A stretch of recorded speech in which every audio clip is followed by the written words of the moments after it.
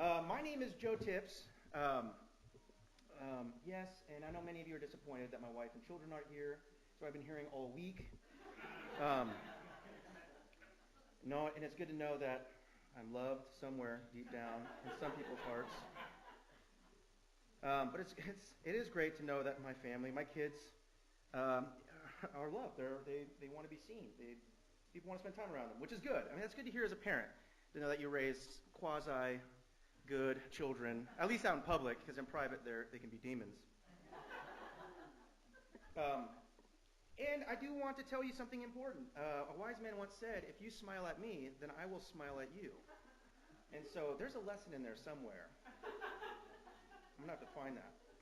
Because too often when I preach, no one's smiling. There's no facial expressions. Today we're going to be in Mark chapter 2. We're going to start in Mark chapter 2 and verse 23. I want to talk about something that's near and dear to me. And it's about vacation. I love a vacation. But have you ever been on a vacation that when you got home, you needed a vacation? Right? Have you ever taken time off? You've gone somewhere, and usually it's with family, unfortunately. Not usually, it's always with family. You go somewhere with family, and it's supposed to be relaxing, time away from work, time away from stress. Yeah, right, you're taking your family. And you go somewhere, and when you come back home, and you unpack, and you realize, I need a vacation. I need a vacation from vacation. Right? I mean, zero responsibility, no work, no thinking. The type of time where you just call in pizza because you don't even want to cook. All right, that sounds better than Disneyland to me. Actually, anything sounds better than Disneyland. Disneyland is not a vacation. If I wanted to spend money I don't have in 100-degree heat waiting in lines, I would do that on a cruise ship because that's a vacation. And I am amazed by this because oftentimes we do this to ourselves. We know that we need time off. We know that we need space to ourselves, room to think, room to grow. We just need room, and yet we kind of force this on ourselves. We take time off, and yet we don't actually take time off. Usually we take time off one responsibility to give attention to other responsibilities, and there's very little time for us in there. See, this is what was the beautiful thing about the Sabbath. It is a gift from God to us. I want you to imagine living in a society where every seventh day you have that day off. Off. No work. And it was everybody. It's not just Chick-fil-A. It was Burger King. You couldn't go anywhere. You were just supposed to take time off. Relax. Focus on what's important.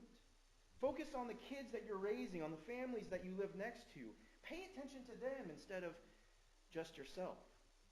And that sounds beautiful because we live in a culture, as we've known, that is quickly we don't have any sacred space. We don't have any sacred time to ourselves. We have soccer and football and rugby. We have everything on Saturdays and Sundays and all evenings. And everybody is so stinking stressed out all the time. I'm just going to use this guy. This is falling off. Everything is just so stressed all the time. And it bugs me. And it should bug all of us. Because I'm jealous of what I read in the Old Testament. I'm jealous of this time that they had to themselves. And it wasn't just every seventh day. Every seventh year, they got to take time off from working for an entire year. They weren't to plow, they weren't to reap, they weren't to do any of these things. They were just to spend time at home in their community, working on the community and fellowshipping with God and fellowshipping with everybody else.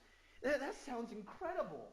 But many of you, me included, that when it's about the third day of your vacation, you feel guilty, right? You feel guilty because you're supposed to be doing something. Everybody but Daniel. Daniel feels no guilt whatsoever. And I want to emulate that. I want to imitate that because I think that's beautiful.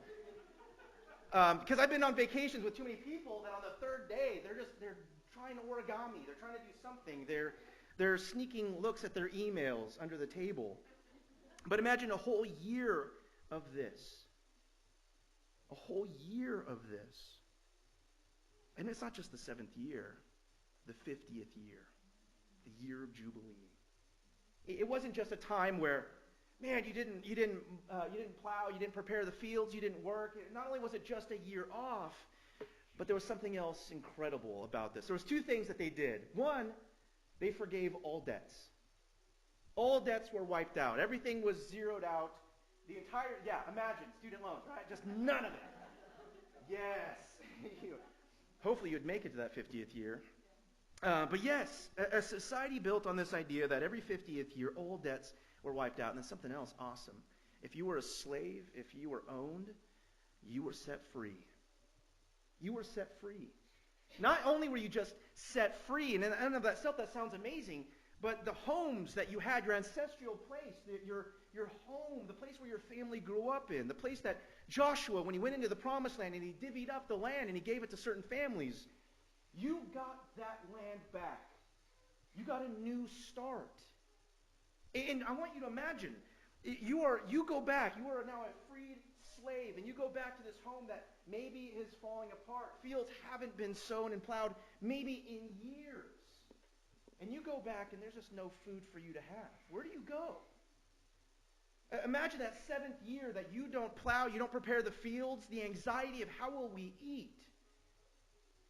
It forced people to depend upon God, and not just God, but depend upon the community around them. So that maybe you've owned your property, and maybe you've even owned the property next to you. You may have been the person who had them as a slave, and now they are free, and now it's up to you to take care of this family that may not have nothing. Think of the type of dependence that would make in you. Not just borrowing flour from your neighbor, but borrowing food for a year from your neighbor. That'd make a tight-knit group. You know, the one thing I loved, probably the only thing I loved about my time in Texas, was it was in Sudan, Texas, and it's very near and dear to me. And it was flat, you know, it was flat as far as the eye can see. You can see the curvature of the earth. Yes, and it's weird because I grew up in the mountains, and I grew up where you could barely see just a small section of the sky, and it makes you feel very tiny. It makes you feel very small in a place like that. And one of the cool things about this area is that you could see a storm coming from an eternity away. You can just see it. You'd have days to prepare for the storm because there was nothing hindering. There's no trees. There's nothing to stop this thing from coming, and you would see it. And I would drive out. Sudan was about an hour away from Lubbock, and I would drive to Lubbock every week. As I worked with their youth group, and as I worked with their church, I would drive out there constantly. And one of the coolest things we saw is you would be driving out to Sudan, and there's nothing but dairies, and there's nothing but cotton fields, cornfields, sweet peas, things like that, for a whole hour. And as you're driving out there, you will look in the distance, and you'll see a storm cloud. Just one big, massive storm cloud. In Southern California, we just get storms off the coast, and they usually come in waves. This would be just one solitary storm cloud. And it could be blue skies everywhere else. And as you're driving out there, you couldn't help but think, that cloud is hitting some fields and not others. And so I remember the first time I ever drove in a combine, and it was one of the coolest things. I was so excited. I didn't know how boring it would be. Because a combine's huge and it's amazing. And my little 3-year-old, Thomas, my little boy, he came out at me. I'm like, yeah, I want to go in a combine. And we went in this, and he's like, are you sure? Okay. Usually I just take naps in this thing. And I'm like, well, whatever, it's a combine. And I get in this thing, and he puts me in this little tiny kid seat. I'm super excited. And he just sets it, he turns it on, wheels it out to the farm, pushes the gas, and just lets it go. And it's controlled by GPS. And then we had about 2 hours alone with each other. I'm like, I thought there was something else. I don't know what else, but I thought there was something. And as we were driving through the fields, his whole job was he would take his front big, gigantic harvester thingy. I don't know what they are. I'm from California. And as he was walking fields, some of the fields would be full of weeds. And his job was to angle it up so he wouldn't harvest the tumbleweed because it would break the harvester. And then he would keep that up there for a quarter mile, something like that. And then once he ran through a space of good crop, he would set it back down and continue harvesting. And he talked about how certain families, when they enter into the agricultural community there, their first year can be one of the hardest years because they put all this money into farming, and they can be diligent. They can be incredible, hard-working people, whole families working a field. and not a drop of rain will hit the field. And it can be so desperate. But they said in Sudan, in that society, what happens is the community will come around them and will support them until they have a good crop. I think we've a piece of this.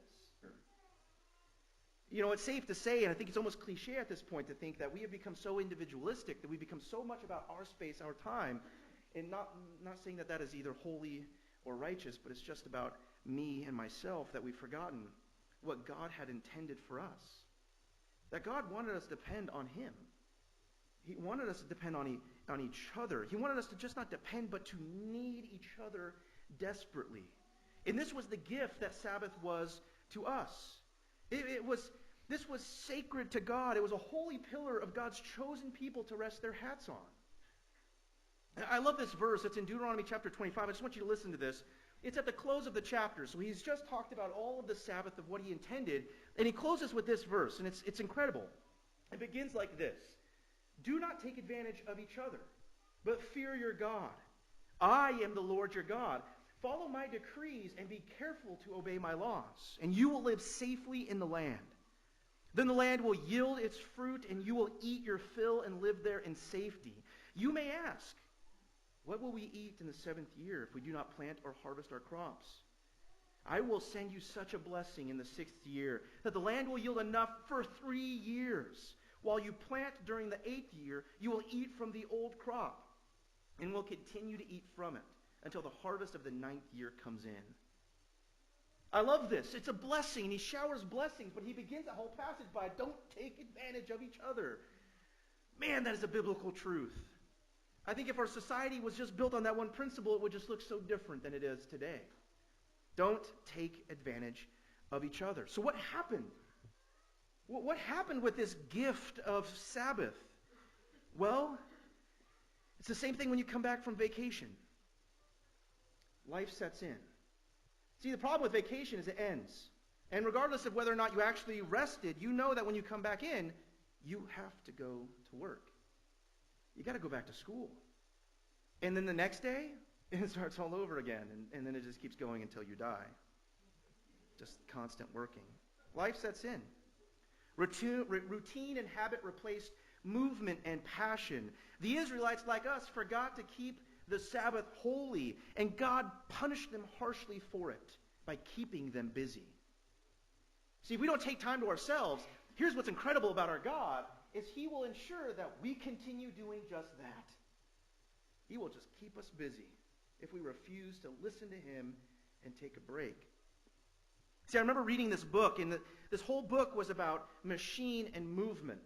And it was talking about how churches start off passionately, and they start off courageously going out into the community, and they start off small in people's homes, and then it builds into these 1,000-people organizations, and then quite inevitably, it turns from a movement into a machine. Pretty soon they move into a building. Pretty soon they get an organizational leadership in place, and then they get habits, routines, and then pretty soon it becomes doctrine, and it becomes, just loses passion.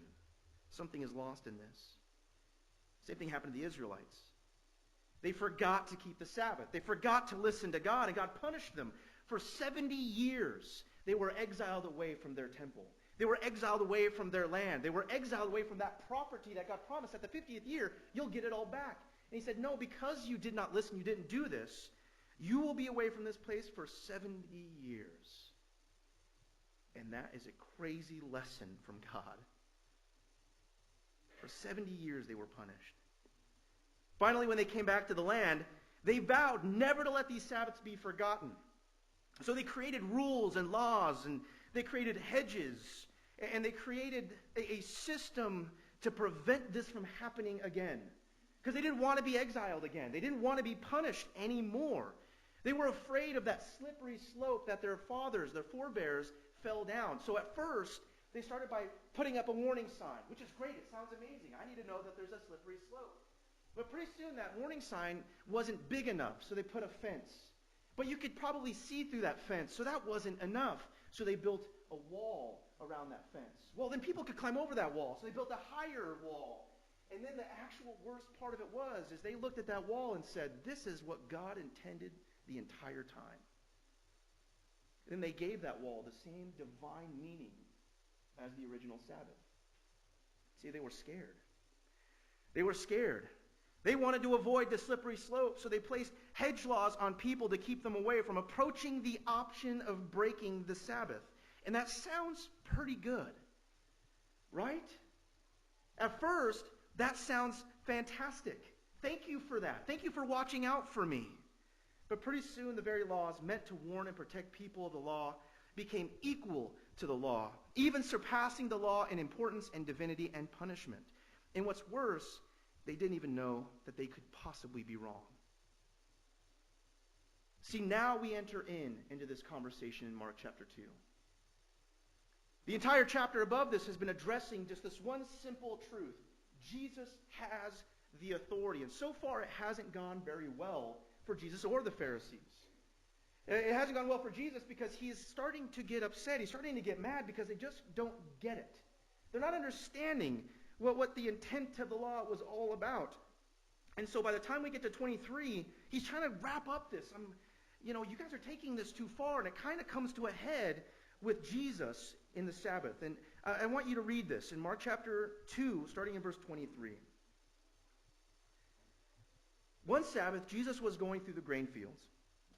And as disciples walked along, they began to pick some of the heads of grain. And the Pharisees said to him, "Look, why are you doing what is unlawful on the Sabbath?" And he said, "Have you never read what David did when he and his companions were hungry and in need? In the days of Abiathar the high priest, he entered the house of God and ate the consecrated bread, which was lawful only for the priests to eat. And he also gave some to his companions.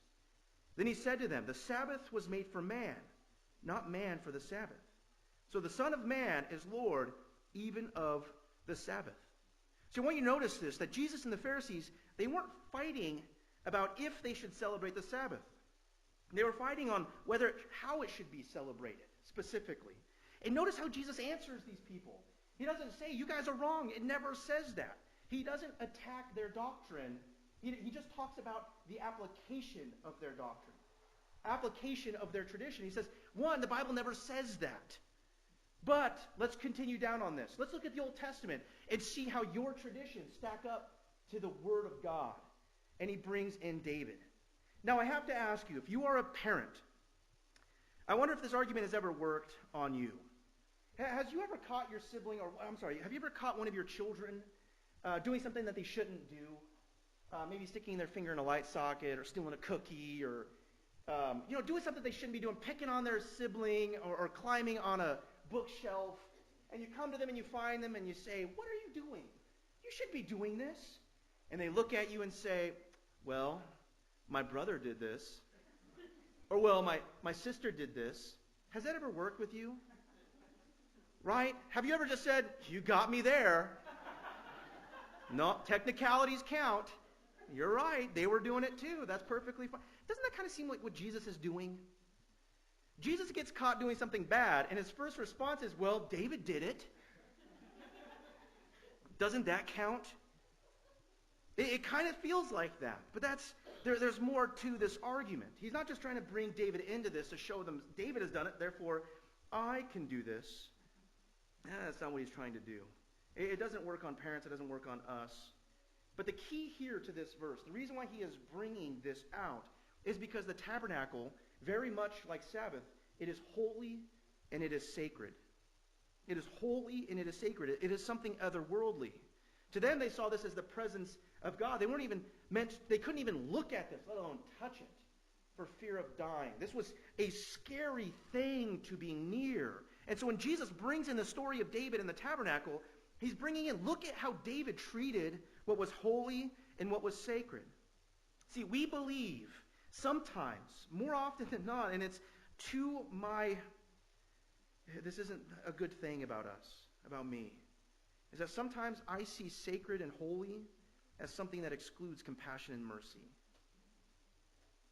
I see what is holy and sacred, and I think that is not a place for compassion and a place for mercy.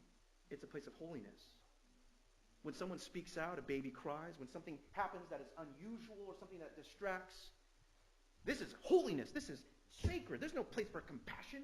There's no place for understanding. This is a place where we worship God. And we drive people out. And I've been guilty of this. The tabernacle as well as the Sabbath was for us. It was for humankind. It was for mankind. God didn't need a tabernacle. We did. The truth is that the holy, that the sacred should always include and be infused by mercy and compassion. When people see something and we call it holy and we call it sacred, they should immediately assume a place of mercy, a place of compassion, a place where they're just not just welcomed or assimilated. They're a place where they can come in and be a part of the family, where they can learn dependence upon each other. Not so that we have to teach them our traditions or teach them our dogma, but a place where they can come in and know that they can be fed. Or else, what's the point? What's the point of this place? What's the point of our churches? Is it just to feed us? Is it just so that we can place bread on a pedestal and call that holy and sacred, and yet allow people to come away hungry? To go away hungry? That's not what it was intended for. It was intended for us to feed. It was intended for us to show grace and mercy so that when people looked at a society built on this kind of rest, on this kind of dependence, they would know it's a place where they can come broken, they can become sinful, and know that they're going to get something that will actually feed them, something that will actually heal them. So I have to ask Jesus, all right, this is great. You're trying to tear down all of my tradition. You're trying to tear down how I view church. You're trying to tear down how I view the Sabbath, how I view the tabernacle, how I view everything. But what does it actually look like? He ends with this incredible verse. He says, the Son of Man is Lord even of the Sabbath. And it continues this argument he's been building this whole chapter about who's actually in charge. And Jesus thinks it's him. And so he says, all right, if I am in charge, Jesus, if you're in charge and I am not, then show me what I should do. I want to see what this actually looks like. And he answers it in the next chapter in verse 1. Chapter 3, verse 1. Another time, Jesus went into the synagogue, and a man with a shriveled hand was there. Some of them were looking for a reason to accuse Jesus, so they watched him closely to see if he would heal him on the Sabbath. So Jesus said to the man with a shriveled hand, stand up in front of everyone. And at first, if you are at all socially anxious, this has got to be killing you at this point. Because I'm pretty sure if I did that to a lot of people, they would just run away with the shriveled hand. It's not worth it. I don't want any of this. So Jesus, at first I'm like, if I have a shriveled hand, I'm like, what are you going to do? Like, what's happening? So then Jesus asked them. He's talking to those people who are watching, the people who don't care who gets healed, the people who believe the sacred and the holy should be separate and set apart and should be cordoned off, should be in a box somewhere hidden in a room of requirement somewhere. And he looks at them and says, which is lawful on the Sabbath, to do good or to do evil? Easy question. To save life or to kill? Even an easier question. But they remained silent. He looked around at them in anger and deeply distressed at their stubborn hearts and said to the man, stretch out your hand. He stretched it out, and his hand was completely restored. When the Pharisees went out and began to plot with the Herodians on how they might kill Jesus. All right. Okay. But the first thing I notice is that Jesus offers healing even when it's controversial. He always offers healing even when it's controversial. Even when it's not in vogue, even when it seems out of place, he offers healing. Jesus shows us that being kind trumps being right. When we create our own laws, then we do harm to those who need healing.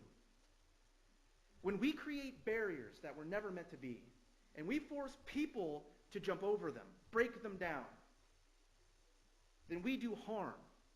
As Jesus is putting this to the Pharisees, you are killing people. That's the reason why they were remaining silent. When we create too many barriers for people to be introduced to Jesus Christ, then we do harm to them and we do harm to us. We just do too much harm. So who do we want to be in this story? It's something that I remember Eli has always asked me, Eli Hooper, my mentor, he's always asked me when reading a narrative, when reading a story, and it's something I absolutely love about him, because so often we read this story, we read it detachedly, we read it like a scholar. because it happened so long ago. And he always asked us, who do you want to be? Who do you want to be in this story? And remember, the role of Jesus is already taken. He's Lord. You can't be him. So who else do you want to be? Do you want to be the Pharisee, pushing their traditions as doctrine? The Pharisee pushing their walls as the absolute intent of the law of God, causing harm to everyone? Or are you the man who doesn't care what day it is? He just wants his hand back. Who do you want to be? How do you want this to play out? The intent of the Sabbath, as said in Isaiah 58, is to remember God's justice, his compassion in delivering Israel, and hopefully that they would understand that they should be doing that to each other. See, Sabbath was meant to be enjoyed, not endured. So I ask you, do you enjoy church, or do you endure it? Do you endure it, or do you enjoy it? And I say that not to say that Daniel or the elders, it's not anybody's responsibility to make sure that you enjoy church. It is a decision that you make. The Lord is in control. Not you, not me. It's the Lord. See, Sabbath was given so that we should set aside a portion of our time and dedicate ourselves to worship, to compassion and mercy. And when Jesus freed us from the limitations of the law, he gave us the freedom to choose when and how we should do this. We are no longer required to just do this on Saturday. We can do this all the time. In Hebrews chapter 4, he sets us free. He says, when you have accepted Christ, when you have put him on through baptism, when he has become the Lord of your life, you get the chance, the opportunity to do this all the time. Praise God. Praise God. We get to do this all the stinking time, which is amazing, which is awesome. And this is what has brought me to church. It's because I can come here and be filled. It means I can come here and I can be restored. It means I can come to a place and see God through family. And I see that in your faces today. I praise God for you guys. I ask, I covet your prayers as we live in Washington. My family will always be here. We'll probably always be here. And so, if you have any needs this morning, any needs whatsoever, please come forward and depend on your family here as we stand and sing.